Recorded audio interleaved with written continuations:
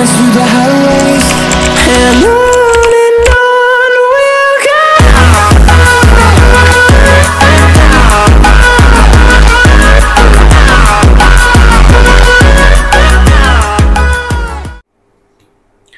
Welcome to next episode of woke and vocal. कराडमधल्या लोकांना खूप जणांना हायर ग्राउंड हे कॅफे माहीत असेल. त्याचीच ओनर प्रगती जाधव आज आपल्या बरोबर पॉडकास्टमध्ये आहे. हायर ग्राउंडच्या पलीकडं तिने बरंच काही करिअरमध्ये परस्यू केलंय, त्याच्यावर आपण डिस्कस करणार आहोत. It is going to be a guidance path for our audience की तुम्ही जर ऑफबिट करिअरमध्ये इंटरेस्टेड असाल, मेडिकल इंजिनिअरिंग फील्ड्स किंवा प्रोफेशन्स बाकीचे सोडून काही ऑफबिट फील्डमध्ये करिअर परस्यू करायचं असेल तर त्यासाठी तुम्हाला एक गाईडलाईन मिळू शकते ह्या पॉडकास्टमधून. एक रिक्वेस्ट राहील की हा पॉडकास्ट पूर्ण बघा शेवटपर्यंत for more clarity. Welcome to our podcast. तुझ्या करिअरबद्दल आपण डिस्कशन करणारच आहोत, पण प्रायमरीली ऑडियन्सला तू एक बेसिक गाईडलाईन अशी दे की तू शिकलीयस काय, कुठल्या स्कूलमधून, तू ग्रॅज्युएशन कशात केलंयस, पोस्ट ग्रॅज्युएशन कशात केलंयस? ओके, मी प्रगती जाधव. मी स्कूलिंग बेसिकली कृष्णामधून केलं 12th पर्यंतचं, आणि त्यानंतर बॅचलर्स फूड टेक्नॉलॉजीमध्ये केलं कराडमधूनच, मोकाशी कॉलेजमधून. तिथून पुढे मी पोस्ट ग्रॅज्युएशन केलं कॉफी क्वालिटी मॅनेजमेंटमध्ये. That was from central government which is in Bangalore. तिने जसं सांगितलं तसं की तिने ग्रॅज्युएशन फूडटेकमध्ये परस्यू केलं. तर आता मला ऑडियन्सला हे सांगू इच्छिते मी की आम्ही स्कूल मेच आहोत, आम्ही सेम बॅचमध्ये होतो. तर जेव्हा तिने 11th मध्ये सायन्स परस्यू केलं तेव्हा एक जनरलाइज्ड व्ह्यू पॉइंट असतो की ठीक आहे, सायन्स केल्यानंतर मेडिकल प्रोफेशन तरी चूज करेल, नाही तर इंजिनिअरिंगला तरी जाईल. पण ती मला खूप नंतर कळालं की तिने फूडटेकमध्ये ग्रॅज्युएशन केले. तर त्याचा स्टार्टिंग पॉइंट काय होता, म्हणजे फूडटेक चूज करण्याचा त्याच्या मागं थॉट काय होता, म्हणजे मेडिकल इंजिनिअरिंग हे चूज न करता त्या फील्डमध्ये जाण्यामागची थॉट प्रोसेस काय होती? आता मी माझं करिअर पाथ अख्खं it is anything but linear. Mostly सगळं इट स्टार्टेड फ्रॉम क्युरिओसिटी. लहानपणी उगाच मिक्सर उघड, वॉशिंग मशीन उघड, मग मिक्सर वॉशिंग मशीन सारखा वाजायला लागला की आईला कळायचं की जागार. मग ते डॅडनी डोक्यात घातलं होतं की छान क्युरिओसिटी, सायंटिस्ट बनवू शकते. सायंटिस्ट म्हणजे लॅबकोट उगीच काहीतरी मिक्स करतात तेवढंच माहित होतं. सो मग तेव्हा मी डिस्कव्हरी खूप बघायचे, आणि मग त्यात फूड सायन्स हा प्रकार कळाला होता, आणि it was very curious for me. मग तिथून ते स्टार्ट झालं होतं. मग 8th मध्ये फायनली आय डिसाइडेड ऑन की तेच करायचं.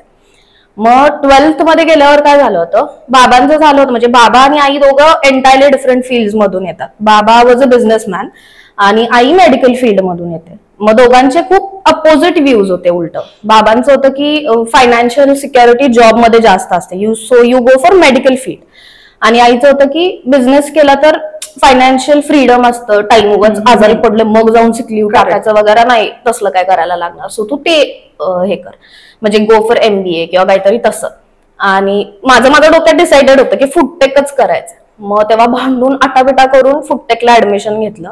ते पण पुण्याला घ्यायचं होतं MIT ला, कारण का इथं कॉलेज आहे हे माहितीच नव्हतं बऱ्याच जणांना. फूडटेक ऍज सच एक्सप्लोर्ड फील्ड नव्हतं तेव्हा, भरपूर कमी जणांना माहित होतं. आईचं पण तेच झालं होतं की माहिती असलेलं कर काहीतरी, आम्हाला काहीच माहिती नाही, पुढे जरी हेल्प करायचं झालं तर we can't help you out, so you are on your own, जे काय करायचं असेल ते. मग त्यानंतर MIT ला ऍडमिशन घेताना खूप लिमिटेड सीट्स होत्या, हार्डली 4 सीट्स होत्या ओपनसाठी. मग फर्स्ट राऊंड मध्ये ऑलरेडी 3 सीट्स कव्हर्ड होत्या. सो वी डिसाइडेड की ठीक आहे मोकाशी मध्ये घेऊया. आणि बाबांचं ते होतं की जवळ राहील, जाऊ दे 4 वर्ष तरी जवळ राहील. सो मग it all started from that. असं लहानपणापासून काहीतरी बनायचंच तसं डोक्यात नव्हतं. It started from curiosity. So basically जे पेरेंट्स लोक जे आपल्याकडे आता हा कॉन्टेंट कन्झ्युम करत असतील, मुलं मिक्सर, वॉशिंग मशीन, फ्रीज उघडत असतील तर त्यांना उघडू द्या. It is a nice, it will lead to a nice career. बरं, coming back to your career path. So तू फूडटेक केलंस, त्याच्यानंतर ऑडियन्सला तू हे सांगू शकतेस का की आता तू काय परस्यू केलं ह्याच्यावर आपण डिस्कशन करूच, पण फूडटेक जर तुम्ही परस्यू केलं तर त्यात काय काय ॲव्हेन्यूज तुम्ही टच करू शकतात, काय काय करिअर पाथ तुम्ही एक्सप्लोर करू शकता? ओके, आता सी फूडटेक ना, जसं मी म्हंटल की खूप अनएक्सप्लोर्ड एरिया होता जेव्हा मी स्टार्ट केला. आता बऱ्याच जणांना माहितीये की केचप, जॅम सगळे बनवून येतात कुठल्या तरी कंपनीमध्ये. सो त्याच्या मागे it is a very lengthy process की R&D असतं, कुठले इन्ग्रेडियंट्स एकत्र जातात, कुठले हार्मफुल आहेत ह्युमन कन्झम्पशन साठी, कुठले नाही. आता फूड टेक्नॉलॉजीला ना, when your pass out you get a doctor's degree. It is because जेव्हा शिकवतात इट स्टार्ट फ्रॉम न्यूट्रिशन. मग जरी तुम्ही फूड टेक केलं, if you are more into nutrition you can become a nutritionist किंवा dieticians. तेवढ्या basic गोष्टींपासून आहे. मग त्यात आता आम्हाला सगळं शिकवलं जातं. म्हणजे प्रत्येक जी इंडस्ट्री आहे ना, तो वेगळा वेगळा सब्जेक्ट आहे. फूड इंजिनिअरिंग एक सब्जेक्ट आहे ज्यात तुम्ही मशीन्स वगैरे बनवू शकता बेसिकली, की पिलर्स आहेत किंवा काय. It comes from that. असंच कोण पण उठून नाही बनवत ती machine. It had something behind it, a thought किंवा पूर्ण खूप लेंदी मोठी प्रोसेस असते ती. ते झालं. परत मिल्क इंडस्ट्री येतं, म्हणजे जे डेअरी फार्मिंग वगैरे आहे it start from that. Vegetable processing येतं. आता त्यात तुमचं हे जे आपण फ्रोझन वापरतो ते येऊ शकतं, किंवा इव्हन जॅम्स म्हण, केचप्स म्हण, त्या सगळ्या गोष्टी त्यात येतात, त्यात पकडल्या जातात. सो अशा भरपूर वेगळ्या वेगळ्या गोष्टी आहेत. इव्हन चॉकलेट इंडस्ट्री आहे, जसं कॉफी बोर्ड आहे तसं टी बोर्ड आहे इंडियामध्ये, स्पाइस बोर्ड आहे इंडियामध्ये. मग हे खूप वेगळे वेगळे करिअर ऑप्शन्स आहेत. आता आपल्या इथे ना जेवढे कॉलेजेस आहेत त्यात हे सगळे एरियाज कव्हर नाहीत केले जातात. त्यामुळे लोकांना खूप बेसिक गोष्टी माहिती आहेत की मिल्क इंडस्ट्रीमध्ये जायचं, व्हेजिटेबल इंडस्ट्रीमध्ये जायचं आणि पॅकेजिंग इंडस्ट्रीमध्ये जायचं, झालं. तेवढ्या पुरतच कव्हर्ड आहे. बट त्या पलीकडे पण तुम्ही वाईन टेस्टिंग करू शकता, किंवा चॉकलेट मध्ये QC करू शकता, बेकरीमध्ये QC करू शकता. भरपूर ऑप्शन्स आहेत तसे. मग तसं तुझ्या डोक्यात काय होतं की जेव्हा तू फूडटेक चालू केलंस तेव्हा तुला कुठल्या अव्हेन्यू मध्ये सर्वात जास्त इंटरेस्ट होता? मला चॉकलेट इंडस्ट्रीमध्ये एक्स्ट्रीम जास्त हे होतं, इंटरेस्ट होता. आणि दॅट वॉज ओनली बिकॉज की त्या गोष्टीबद्दल खूप कमी शिकवलं गेलं होतं आम्हाला. म्हणजे फक्त एक चॅप्टर होता की असं असं असतं, तेवढंच. मग माझं ते झालं होतं की काय असेलच की भरपूर, एवढं बाकीच्या बद्दल शिकवतात म्हणजे त्याबद्दल पण भरपूर असणार. मग मी त्याच्याबद्दल माहिती काढली आणि मग मला होतं की ते करायचं. म्हणजे नॉट नेसेसरिली अ चॉकलेट आहे, बट त्यात QC किंवा त्यात काहीतरी करायचं ज्यात चॉकलेट आणि टेक्नॉलॉजी दोन्ही मिक्स होती. ओके. सो ते डोक्यात होतं. इव्हन माइंड टेस्टिंग डोक्यात होतं. बट जसं मी सांगितलं की इंडियात ना जास्ती ऑप्शन्स नाहीयेत, किंवा बॅक टू 2020 वगैरे एवढे ऑप्शन्स नव्हते इंडियामध्ये, कोर्सेस नव्हते. सो जेव्हा चौकशी केली इट टर्न आउट की ते कोर्सेस इंडियामध्ये ऑफरच केले जात नाहीत. You have to travel abroad. चॉकलेटसाठी स्पेसिफिकली पॅरिस म्हण किंवा न्यूयॉर्क म्हण.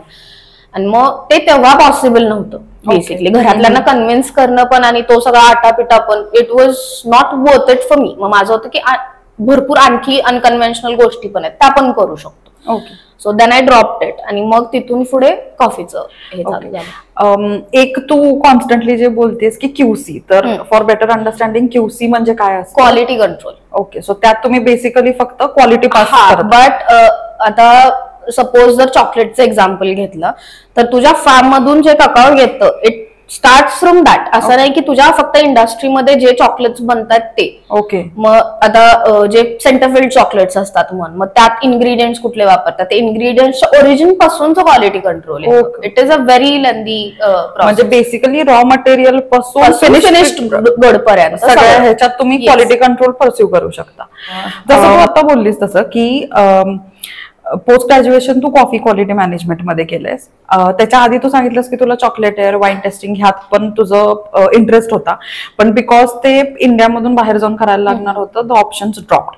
मग तू कॉफीमध्ये करिअर परस्यू करायच्या ह्याच्यावर कसं आलीस? कारण का मला म्हणजे व्हेरी ऑनेस्टली हा करिअर पाथ माहित नाहीये. खूप लोकांचं असं होतं की 4 रुपयाचं पाकिट आहे ब्रूचं, नेसकॅफेचं, त्याच्या पलीकडे आम्हाला कॉफीचे ब्रँड्स पण माहिती नसतात. मला ते तुझ्यामुळे कळाले. तर how did you reach to that conclusion की आपण कॉफीमध्ये काहीतरी परस्यू करू शकतो? माझं पण आधीपासून डिसाइडेड नव्हतं अगेन की कॉफीमध्येच करिअर करायचंय. जेव्हा म्हणजे जे आईनं बघितलं की पुढं काहीच करेना झालं घरातच आहे किंवा काहीतरी उगीच चाललं परत खोलाखोली कुठली तरी, मग आई आली होती प्रिन्सिपल सरांना भेटायला आणि अख्ख्या कॉलेजमध्ये he was the most genuine person जे विलिंग होते स्टुडंट्सला हेल्प करायला. सो त्यांनी सजेस्ट केलं होतं. त्यांना अख्खी हिस्ट्री माहित होती माझी की हे इकडे जा सांगितलं की तिकडे जाते आपण काहीतरी तिकडच तसंच सांगूया तिला. So he was the one two suggest की कॉफी क्वालिटी मॅनेजमेंट कर, कारण का भरपूर जण गेले नाहीयेत किंवा जेवढे मोकाशी मधून गेले होते दॅट वॉज बिकॉज ती कुठं मिळणार. ओके. मग तिकडे घेऊया तसं वालं. सो त्यांनी सांगितलं, त्यांनी सजेस्ट केलं होतं. ओके. सो बेसिकली तू फुडटेक मोकाशी मधून केलंस, त्याच्यानंतर तू कॉफी क्वालिटी मॅनेजमेंट परस्यू केलंस. फुडटेक मधून मोकाशी मधून पास आउट झाल्यानंतर कॉफी बोर्डला जाऊन ती डिग्री घेईपर्यंत मध्ये प्रोसेस काय होती? म्हणजे तुम्हाला काही एक्झाम्स द्यायला लागतात, इंटरव्ह्यूज थ्रू जायला लागतं, काय प्रोसेस असते? सी कॉफी क्वालिटी मॅनेजमेंट ना सेंट्रल बोर्ड काढतं degree. Basically it comes from coffee board of India. So खूप मोठा गॅप असतो, ऑलमोस्ट 6 मंथ्सचा वेटिंग पिरियड असतो. मग त्यानंतर तुम्ही अप्लाय करता, मग ते तुम्हाला मेल करतात, then you are called to Bangalore. मग तिथं तुमचं सेन्सरी इव्हॅल्युएशन होतं. म्हणजे आता सेन्सरी इव्हॅल्युएशन म्हणजे खूप सॅम्पल्स ठेवले जातात, प्रत्येक सॅम्पल टेस्ट करायचं and then you have to take की त्यात कुठला ऍसिड आहे किंवा याची टेस्ट कशी आहे, इज इट बिटर, इज इट सॉल्टी, आणि मग ते सॉल्ट पण कुठला आहे किंवा if it is sweet what is the sweetness, is it because of म्हणजे कुठली शुगर, माल्टोज आहे किंवा काहीही तसले भरपूर गोष्टी असतात. माल्टिक ऍसिड आयुष्यात कधी टेस्ट केलं नव्हतं, नाहीच शिकवत मोकाशीत, म्हणजे नाहीच शिकवत मी इथे. त्यामुळे तिथे जाऊन खूप अवघड होतं. बट महाराष्ट्रातले 1-2 सिनियर्स होते माझे तिथे. मग ते मागं उभं राहून ते असं चाललं होतं त्यांचं काय काय सांगायचं की हे सांगतो काय नको डोक्याचा वापर करू. आपल्याला ऑरेंज, लाईम, लेमन तेवढंच माहितीये तसं आंबट लागतंय, मग कुठलं फ्रूट आहे ते, कुठल्या फ्रूटचं कुठला ऍसिड आहे तेवढं डिस्क्रिप्टिव्ह असतं. आणि मग त्यातून युजली कसं असायचं की प्रत्येक स्टेट मधून फक्त 1 किंवा 2 लोक सिलेक्ट केली जातात. आमच्या वेळी आणि किती 15 सीट्स असतात, कारण का एवढी लोक नाहीत अप्लाय करत. आपल्या इकडे माहितीच नाहीये, त्यामुळे मोस्टली साऊथची लोक असतात. मग आमच्या वेळी तर 15 सीट्स पैकी फक्त 9 भरले गेले होते. त्यातले पण आम्ही 2 जण महाराष्ट्रातले होतो, बाकी सगळे साऊथचेच होते. त्यामुळे पूर्ण तशी प्रोसेस असते. ओके. त्यानंतर तुम्हाला सांगतात ते की यायचंय, मग तुम्ही जाता. त्यात पण पार्ट्स आहेत की कुठं जायचं. It doesn't start from Bangalore, you have to go back to Chikmagalur आणि मग तिथून अख्खी जर्नी स्टार्ट होते. ओके. सो आपण ती जर्नी डिटेलमध्ये घेऊया. आता तू कॉफी बोर्ड मध्ये गेल्यानंतर तुमचा स्टार्टिंग पॉईंट काय असतो? तू तिथं पोस्ट ग्रॅज्युएशन केलं, मग तुम्हाला एक्झॅक्टली तिथं शिकवलं काय जातं रिलेटेड टू कॉफी? आता आम्हाला स्टार्टिंगला ना डिरेक्टली बँगलोरला बोलवत नाही. We are send to Chikmagalur, जिथे कॉफी इस्टेट्स असतात. आता कॉफीची शेती असते, मला नव्हतं माहिती, माझ्या बाबांना नव्हतं माहिती. 100 एकर्स मध्ये इस्टेट्स असतात. आता कॉफी बोर्डची ना ऑलमोस्ट 100 एकर्स मध्ये इस्टेट आहे. CCRI नाव आहे त्याचं, सेंट्रल कॉफी रिसर्च इन्स्टिट्यूट. मग तिथे आम्हाला शिकवलं गेलं की प्लांट्सच्या आजूबाजूला काय लावल्यावर कॉफीची टेस्ट कशी एनहान्स होते. आता काय काय प्लांट्सच्या बाजूला ना तिथे ब्लॅक पेपर लावायचे, त्याच्यामुळे कॉफीचे कुठले कॅरेक्टरिस्टिक्स एनहान्स होतात. तिथून स्टार्ट केलं होतं. कुठल्या सॉइल मध्ये कॉफी कशी उगवली जाते, त्यातून काय टेस्ट येते कॉफीला. बिकॉज आपल्याला जे माहितीये coffee, it is milk, coffee powder आणि साखर. करेक्ट. झाली कॉफी. करेक्ट. तिथं जाऊन कळालं की नाही येते तसं नाहीये कॉफी. मग तिथून स्टार्ट झालं. नंतर मग तिथे 6 महिने घालवल्यावर, आणि खूप रिमोट एरिया आहे, तुला चिप्सचं पॅकेट घ्यायला 10 किलोमीटर जायला लागायचं. त्यासाठी 2 किलोमीटर खाली चालत यायचं, तिथून ऑटो पकडून मग जायचं. खूप रिमोट एरिया होता तो. आणि तिथून मग नंतर आम्हाला बँगलोरला बोलवलं गेलं. तिथे मग कपिंग केलं जातं. कपिंग इज बेसिकली टेस्ट करतात सॅम्पल्स. आता ही सगळी एवढी प्रोसेस कशासाठी की हे सगळे इव्हॅल्युएशनचे पॅरामीटर्स आहेत की कॉफी टेस्ट करणं, कशी ग्रो होते बघणं, त्याच्यावर कॉफीची प्राइस ठरते. आता इंडिया ना 5th लार्जेस्ट प्रोड्युसर आहे अख्ख्या वर्ल्ड मध्ये कॉफीचा. आपल्याला माहिती पण नाही. आपल्याला व्हिएतनाम, ब्राझील वगैरे त्या गोष्टी माहिती आहेत. इंडियामधून सगळ्यात जास्त कॉफी एक्सपोर्ट होते. आणि आपल्याला ह्या काहीच गोष्टी माहिती नसतात. मग ते ट्रेड करतोय, त्याच्या मागं काहीतरी असेल ना, का लॉजिक, काय का एवढं ट्रेड होतं, मग त्याचा कुठल्या रेटनं ट्रेड होणार, ते सगळं ह्या कपिंग डिसाइड होतं. Cupping is basically you taste the coffee आणि मग तुम्ही रेट करता त्या कॉफीला. आता त्यात पण पॅरामीटर्स असतात, ऍसिडिटी असते, बॉडी असते, ह्या सगळ्या गोष्टी तिथे शिकवल्या जायच्या. मग तिथे आम्हाला दिवसात ऑलमोस्ट 60 सॅम्पल्स टेस्ट करायचो आम्ही फ्रॉम मंडे टू फ्रायडे. आणि मग सॅटर्डे संडेला मायग्रेनचा त्रास व्हायचा कारण का कॉफी नसायची. करेक्ट. मग त्यानंतर मग नेक्स्ट पार्ट होता, लास्ट पार्ट वॉज बेसिकली की ट्रेड, कारण का आता एक्सपोर्ट होते मोस्टली इंडियातली कॉफी. इंडियामध्ये कन्झम्पशन फक्त इन्स्टंट कॉफीचं आहे. मग ती कॉफी आपण मागवतो, पण आपली सगळी कॉफी एक्सपोर्ट होते कारण का आपल्या कॉफीला एक्झॉटिक हे टॅग दिले. आपल्याला जरी नॉर्मल लागली ना ती कॉफी तरी बाहेरच्या म्हणजे बाकीच्या कंट्रीजमध्ये आपली कॉफी एक्झॉटिक मानली जाते. सो मग ते एक्सपोर्ट कसं करायचं, कारण का आधी कसं व्हायचं, हे छोटे छोटे फार्मर्स कॉफी बोर्ड मध्ये पूल करायचे कॉफी आणि देन कॉफी बोर्ड विकायचं. आता फार्मर्स इतके मोठे होते, 100 एकरची इस्टेट आहे, 50 एकरची इस्टेट आहे. मग त्यांचं होतं की कशाला ना त्यांना पैसे, तर आपला आपण करूया. मग coffee board helps them do that. Okay. So मग ती सगळी प्रोसेस समजावली गेली. सो प्रत्येक पार्ट बद्दल समजावलं गेलं. So basically for clear understanding, instant coffee मध्ये फॉर एक्झाम्पल काय ब्रँड्स येतात? आता इन्स्टंट कॉफी इज बेसिकली की जे लोएस्ट ग्रेडचे कॉफी बीन्स असतात त्यातून बनवलं जातं. इन्स्टंट कॉफी महाग असते कारण का त्याचं प्रोसेसिंग महाग असतं. Okay. Instant coffee is not healthy. जे तुम्ही ब्लॅक कॉफी पिता, डायटिंगचं काहीतरी नवीन फॅड आलेलं असतं की ब्लॅक कॉफी पिल्यावर वेट लॉस होतो. You have to drink beans वाली coffee. Instant coffee is harmful for your health. Okay. So मग आता त्यात हे ब्रू, नेस्कफे किंवा स्टारबक्सनं काढलंय, टाटानं काढलंय, त्या आहेत. पण इंडियात हार्डली 2 फक्त प्रोसेसिंग युनिट्स असतील कारण का ते खूप महाग असतात सेटअप करणं. That is why instant coffee महाग आहे. तो असे बीन्स घेतलेस रोस्टेड 600-700 रुपये किलोनं मिळतात. तुला ते 200 ग्राम 600-700 न मिळतात. तो डिफरन्स आहे. ओके. मग त्याच्यानंतर तू जसं म्हणलीस तसं की एक्सपोर्ट करतो आपण, म्हणजे लार्जेस्ट एक्सपोर्ट कमोडिटी कॉफी आहे सध्या इंडियाची. तर ते नाही, अख्ख्या वर्ल्ड मध्ये. तर आता आपण एक्सपोर्ट करताना परत त्यात वेगळे ब्रँड्स आले कॉफी, मग ते क्वालिटी वेगळी आली. बेसिकली कॉफी बीन्सच्या क्वालिटीच्या बेसिसवर त्याचे रेट्स ठरतात. येस. ओके. कॉफी बोर्ड मधलं जे पोस्ट ग्रॅज्युएशन होतं ते किती पिरियड साठी होतं आणि त्यात म्हणजे तुम्हाला अजून इंटर्नशिप वगैरे होती का काय होतं? नाही, इंटर्नशिप वगैरे नव्हतं. ते सगळं फूडटेकचा पार्ट येतो. कॉफी बोर्ड 1.5 वर्षाचा कोर्स होता.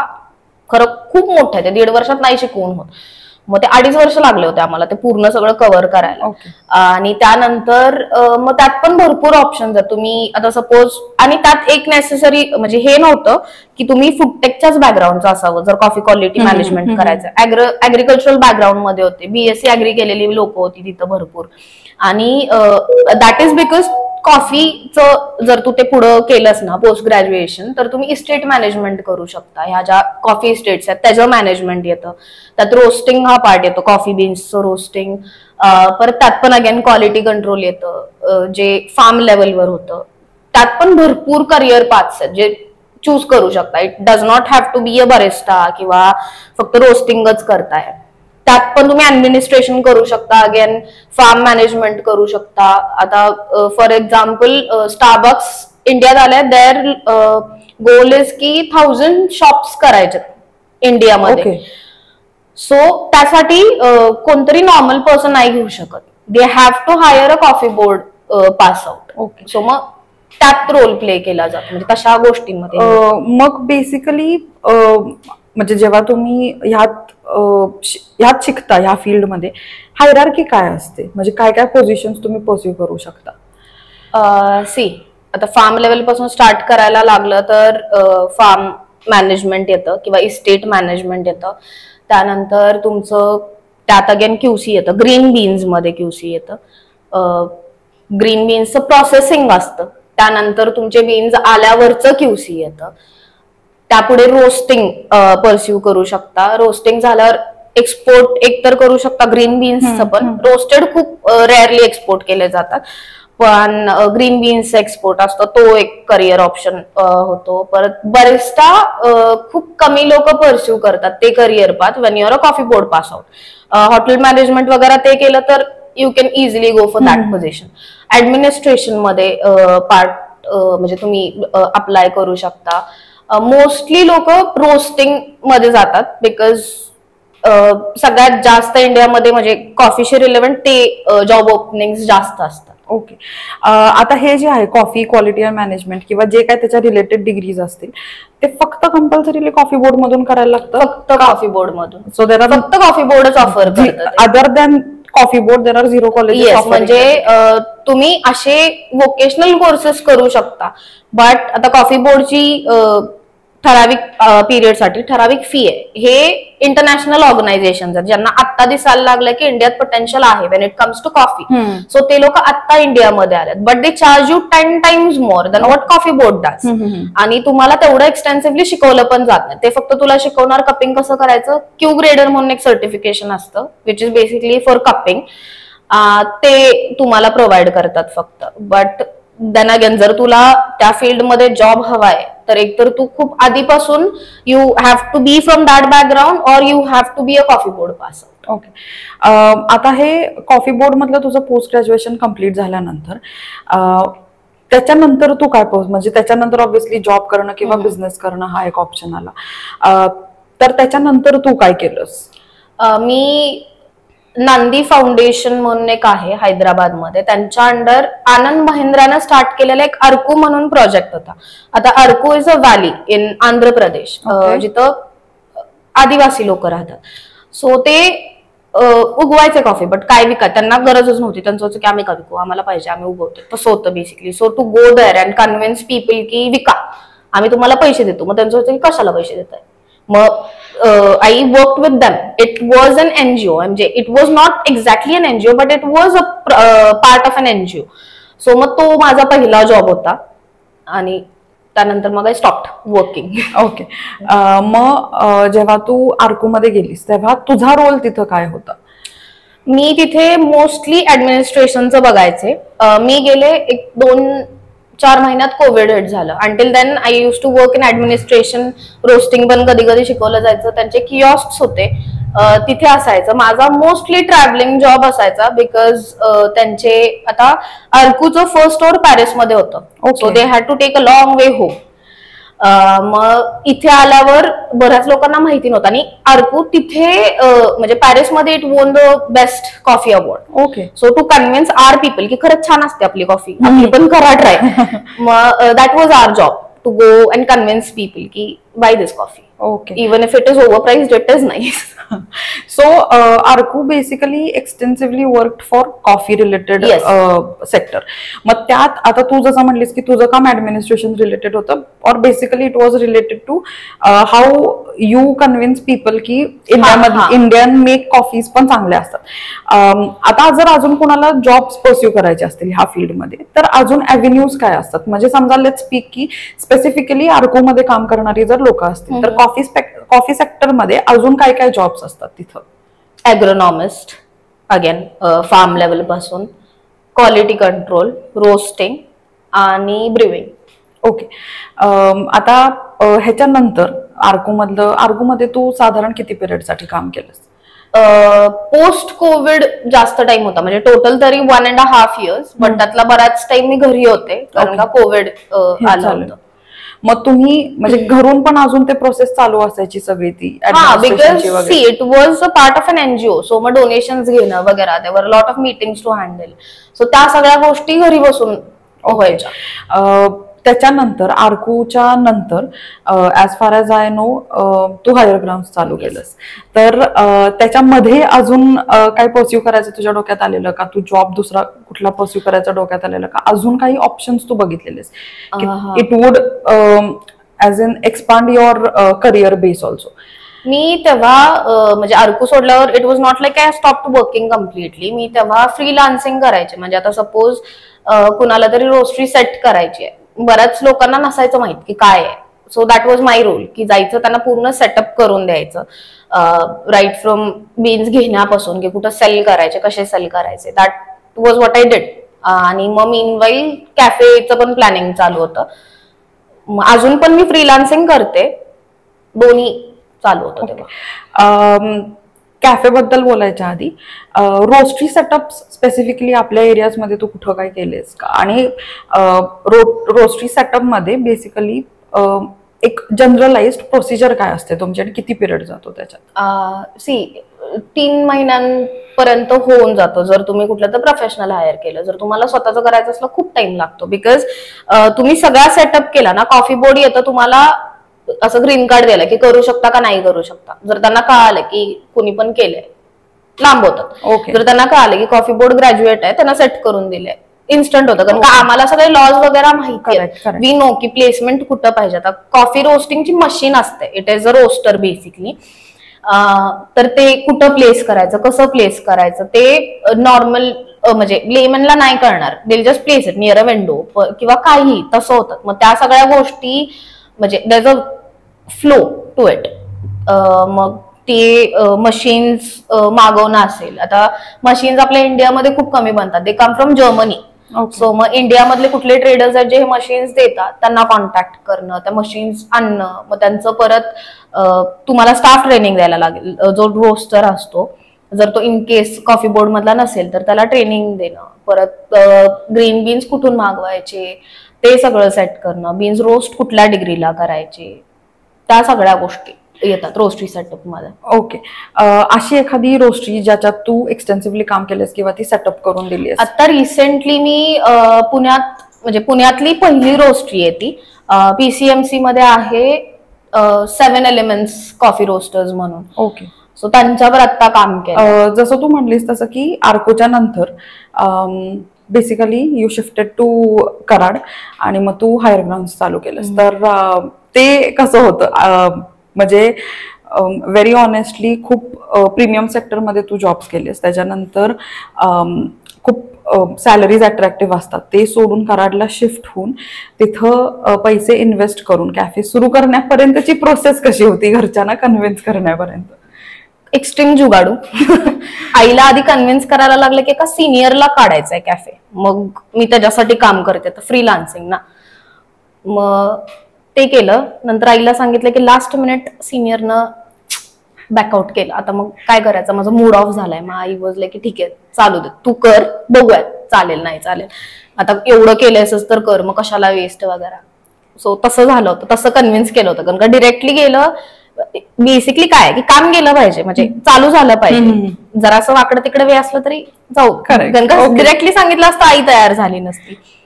Basically you choose to work through that की येस कन्व्हिन्स कसं करायचं ते ह्या पद्धतीने करूया, चालू झाल्यावर कायच तेच. जेव्हा कॅफे सेटअप तू केलास त्याच्यानंतर म्हणजे खूप जण ऍग्री करतील की कराडमध्ये हायर ग्राउंड सारखा कॅफे आधी नव्हता.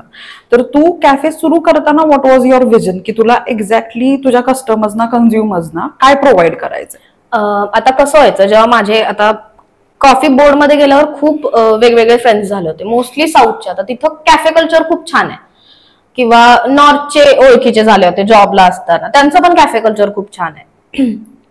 त्यांना कराडमध्ये इन्व्हाइट करायचं झालं ना, प्लेस नसायची की बोलवायचं, पण बोलवून घ्यायचं कुठं. Okay. So I wanted to create a space like that की ठीक आहे शो ऑफ तर शो ऑफ करायला का होईना न्यू हायर ग्राउंडला. So that was in mind की अशी स्पेस पाहिजे that will make you feel at home, की जाऊन तिथं करू शकतो काम तास-तासभर, 2-2 तास, कोण काय बोलणार नाहीये तुम्हाला.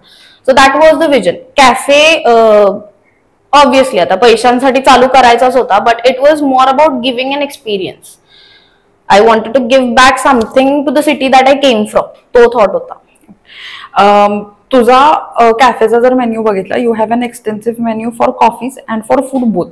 तर तो क्युरेट कसा केलास तिथं, म्हणजे were there any people who help you out, का ते तुझं सोल क्युरेशन आहे सगळं जे मेन्यूचं आहे? नाही, ते सगळं एकटीलाच हँडल करायला लागलं होतं. कारण का आता जे इन्ग्रेडियंट्स वापरले जातात तो जर मोस्टली फ्रेश, ते आम्हाला पुण्यावरून मागवायला लागतात किंवा मुंबईवरून मागवायला लागतात. कराडमध्ये ते इन्ग्रेडियंट्स मिळत नाहीत, किंवा जरी अवेलेबल झाले केले तरी त्यांचं होतं की एका माणसासाठी कशाला एवढा स्टॉक करून ठेवायचा. मग आम्ही मोस्टली एकतर सगळं इन हाऊस बनवतो, जेवढ्या गोष्टी बनवू शकतो. आणि कॉफी, आणि त्यात majority part comes from food technology, की आता मला माहिती आहे की ह्या गोष्टी कशा बनवायच्या. So why waste money on that. त्यात डोकं लावूयात, जे ते शिकलोय ते इथे लावूयात. कारण का फूड टेक, कॉफी टेक्नॉलॉजी आणि कॅफे तिन्ही वेगळ्या गोष्टी आहेत. हो, तिन्ही पण नाही होतात. म्हणजे सो मग त्या दोन्ही गोष्टींचा ह्यात यूज केला होता मी. ओके. आता अजून पुढं in future what are your visions related to this whole career path that you have chosen, की आता मला ही गोष्ट करायची आहे, कॅफे झालं, ते सुरू आहे, इट्स बीन ऑलमोस्ट 3 years की ते कॅफे रन होतं. So as far as I no you की ह्याच्या बियॉन्ड पण आता काहीतरी प्लॅन्स असणार आहेत की अभि हो गया? नाही, अभि नाही हुआ. अगेन जसं मी म्हटलं की एक्स्ट्रीम क्युरियस क्रिएटर, त्यामुळे आता सध्या फॅशनकडे फोकस वाढलाय माझा. मग ते एंटायरली डिफरंट फील्ड आहे, but I want to do something with that industry नाव. तू जसं कॅफे सुरू केलंस येऊन, जॉब तुझ्यासाठी पण नवीन फील्ड होती, पण it's bin almost 3 to 4 years की तू हे कॅफे चालवतेस.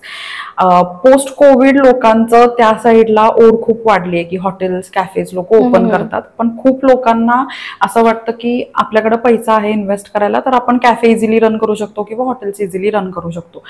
माइंडसेट एक बेसिक काय असतो की मी प्रिलिमिनरी इन्व्हेस्टमेंट करीन, मी मेन्यू सेट करीन, मी सेल करीन आणि मी ते पैसे घेऊन घरी जाईन.